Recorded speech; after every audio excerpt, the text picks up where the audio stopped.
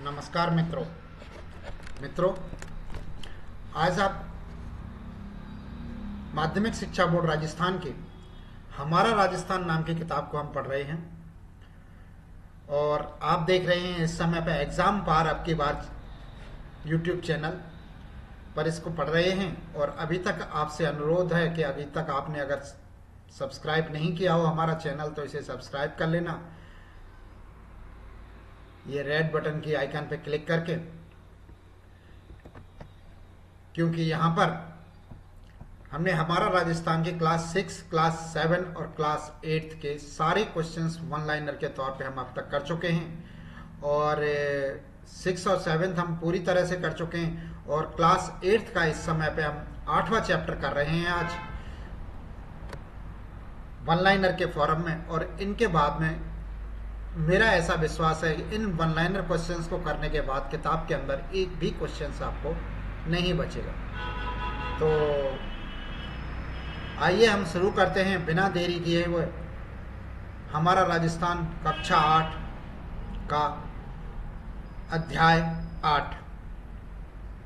अध्याय का नाम है जन जागरण एवं सामाजिक सुधार हेतु राजकीय प्रयास। पहला क्वेश्चन है, भूदान आंदोलन की शुरुआत किसने की थी? तो भूदान आंदोलन की शुरुआत जो की थी वो विनोबा भावे ने की थी। भूदान आंदोलन की शुरुआत कब और कहां से हुई थी? तो 18 अप्रैल 1951 को तेलंगाना के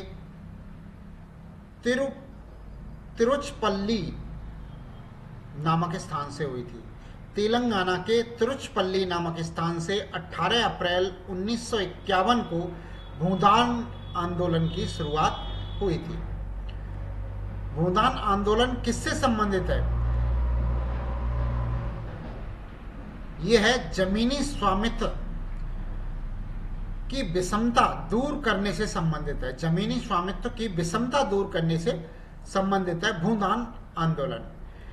विनोबा भावे की अपील पर राजस्थान में के किस जिले में भूदान किया गया?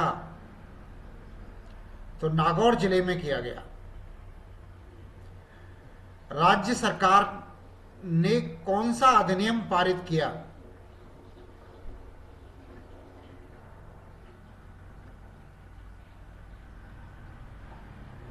ग्राम दान अधिनियम 1971 पारित किया था राज्य सरकार द्वारा।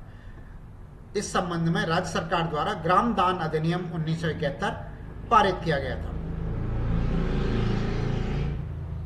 छठवां क्वेश्चन है, आजादी के समय पे राजस्थान के कितने प्रतिशत जनसंख्या कृषि पर निर्भर थी? तो 75% जनसंख्या कृषि पर निर्भर थी आजादी के समय पर। राजस्थान काश्तकारी अधिनियम लागू हुआ है 1955 में लागू हुआ था राजस्थान काश्तकारी अधिनियम। राजस्थान में भू राजस्व अधिनियम कब लागू हुआ? तो 1956 में लागू हुआ था राजस्थान भू राजस्व अधिनियम। राजस्थान भू राजस्व अधिनियम 1956 में लागू हुआ। संविधान के अनुच्छेद 17 किससे संबंधित है? छुआछूत से संबंधित है। राजस्थान संविधान का अनुच्छेद 17 छुआछूत से संबंधित है। अस्पृश्यता उन्मूलन के लिए भारत सरकार में कौन सा अधिनियम पारित किया था? भारत सरकार ने कौन सा अधिनियम पारित किया था अस्पृश्यता उन्मूलन के लिए? तो नागरिक अधिकार संरक्षण अधिनियम 1955। नागरिक अधिकार संरक्षण अधिनियम 1955 पारित किया था अस्पृश्यता उन्मूलन के लिए भारत सरकार द्वारा। किसने कहा कि आप किसी राष्ट्र में महिला की स्थिति देखकर उस राष्ट्र की हालत बता सकते हैं? तो यह कहा था पंडित जवाहरलाल नेहरू ने।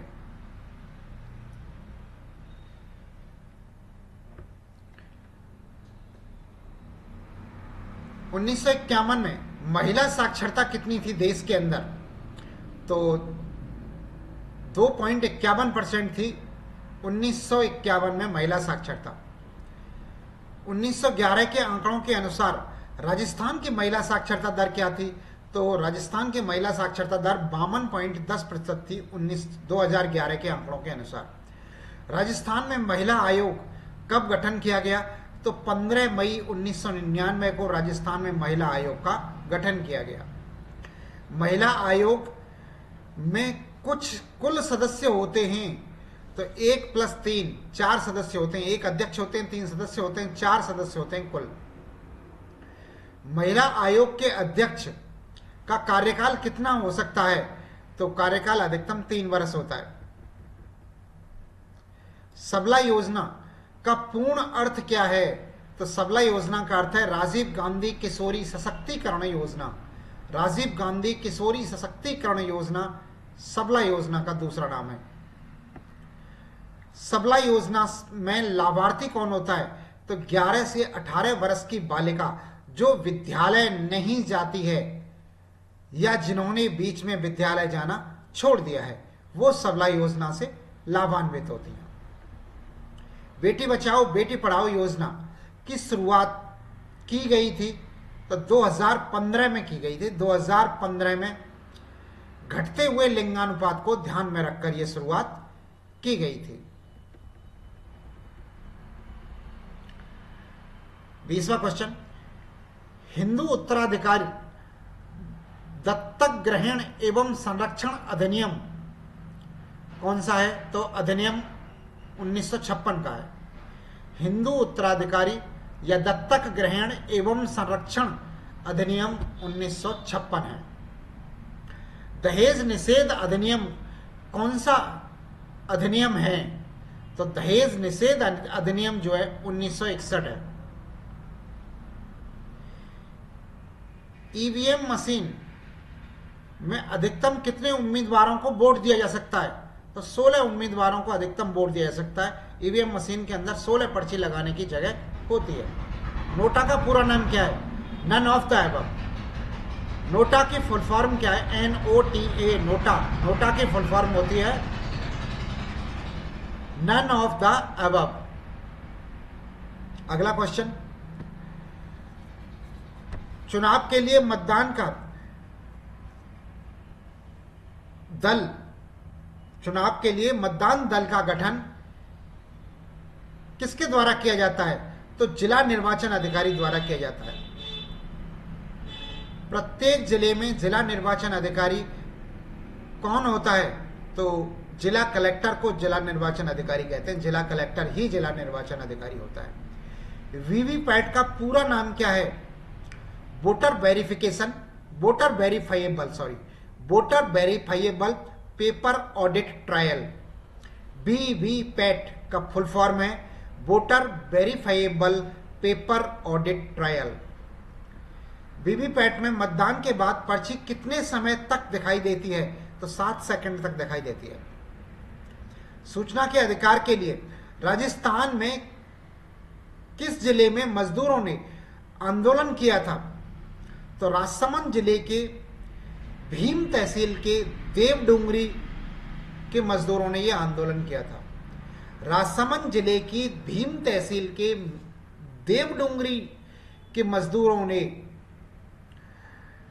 सूचना के अधिकार के लिए आंदोलन किया था। इस मांग को पूरा करने के लिए राजस्थान में कौन सा कानून बनाया गया था? तो सूचना अधिकार का कानून बनाया गया था। सूचना अधिकार का कानून कब बनाया गया था राजस्थान में? सन 2000 में।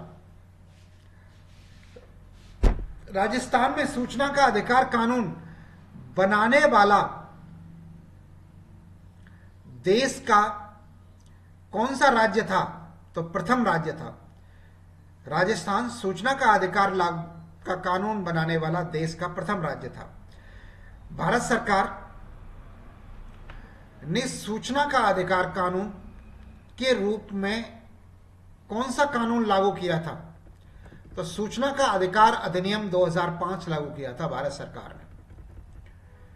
नेक्स्ट क्वेश्चन 33, आरटीई 2009 के आधार पर राजस्थान में कौन सा कानून बनाया गया था? तो राजस्थान निशुल्क एवं अनिवार्य बाल शिक्षा अधिनियम 2010। आरटीई के तहत के तर्ज पर राजस्थान में जो कानून बनाया गया था वो था राजस्थान निशुल्क एवं अनिवार्य बाल शिक्षा अधिनियम 2010 और आरटीई 2009 केंद्र सरकार का था। ये राजस्थान निशुल्क एवं अनिवार्य बाल शिक्षा अधिनियम 2010 कब लागू हुआ था? तो 1 अप्रैल 2011 से लागू हुआ था। यह अधिनियम किस आयु के बच्चों पर लागू होता है? तो ये 6 वर्ष से 14 वर्ष तक के बच्चों पर लागू होता है। इस अधिनियम में किस कक्षा तक की पढ़ाई के लिए लागू होता है? तो ये क्लास 1 से और 8वीं तक की कक्षा के लिए लागू होता है। निजी स्कूलों में कमजोर एवं पिछड़े वर्ग के बच्चों के लिए आरटीई एक्ट के अधीन कितनी प्रतिशत सीटें आरक्षित की गई हैं? तो 25% सीटें हैं जो आरक्षित की गई हैं निजी स्कूलों में। संयुक्त राष्ट्र की आम सभा द्वारा बाल अधिकार समझौते को कब पारित किया गया था? तो ये 20 नवंबर 1979 को 20 नवंबर 1989 को लागू किया गया था। 20 नवंबर 1989 को संयुक्त राष्ट्र की आम सभा द्वारा बाल अधिकार समझौते को कब पारित किया गया था? तो 20 नवंबर 1989 को। भारत ने इस समझौते पर कब हस्ताक्षर किए थे? तो 1992 में भारत ने हस्ताक्षर किए थे। राजस्थान में चाइल्ड हेल्पलाइन का नंबर कौन सा है? तो 1098 1098 राजस्थान में चाइल्ड हेल्पलाइन का नंबर है। राजस्थान में जन सामान्य की समस्याओं को दर्ज करने के लिए कौन सा पोर्टल बनाया गया है? कौन सा पोर्टल शुरू किया गया है? तो वो है राजस्थान संपर्क पोर्टल। राजस्थान संपर्क पोर्टल जन सामान्य की समस्याओं को निस्तारण करने के लिए बनाया गया है। अगला क्वेश्चन है 42 नंबर का, सिटीजन कॉल सेंटर का नंबर क्या है? तो 181 है। नेक्स्ट, रैनसमवेयर क्या है? तो ये कंप्यूटर का वायरस है रैनसमवेयर। मॉलवेयर क्या है? ये भी कंप्यूटर वायरस है, मॉलवेयर भी। अगला है फिशिंग क्या है? तो ये एक तरीके की ऑनलाइन फ्रॉड करना है, ठगी है। फिशिंग जो है एक तरीके का ऑनलाइन ठगी है। स्पूलिंग क्या है? व्यक्तिगत जानकारी प्राप्त करके ठगी करना स्पूलिंग है। स्पूलिंग व्यक्तिगत जानकारी प्राप्त करके ठगी करना है। अगला क्वेश्चन 47, अगर किसी के साथ ऑनलाइन ठगी हो तो वह अपनी शिकायत कहां पर दर्ज कर सकता है? तो national cyber crime reporting portal पर दर्ज कर सकता है। National cyber crime reporting portal पर वो अपनी शिकायत दर्ज कर सकता है। और आज का अंतिम क्वेश्चन, स्वीप SWEEP स्वीप का पूर्ण नाम क्या है? फुल फॉर्म क्या है स्वीप की? तो स्वीप की फुल फॉर्म है system voters education and electoral participation programme. दोबारा से देखें, स्वीप की full form systematic voters education and electoral participation programme. Systematic voters education and electoral participation programme, SVEEP की फुल फॉर्म। तो इसी के साथ हमारा ये चैप्टर समाप्त होता है। वीडियो देखने के लिए आपका बहुत बहुत धन्यवाद। आप देख रहे थे एग्जाम पार। अब की बार आपने अभी तक अगर ये सब्सक्राइब नहीं किया है तो इस चैनल को सब्सक्राइब कर लें लाल बटन पर दबा के, और लाइक भी कर लें। धन्यवाद।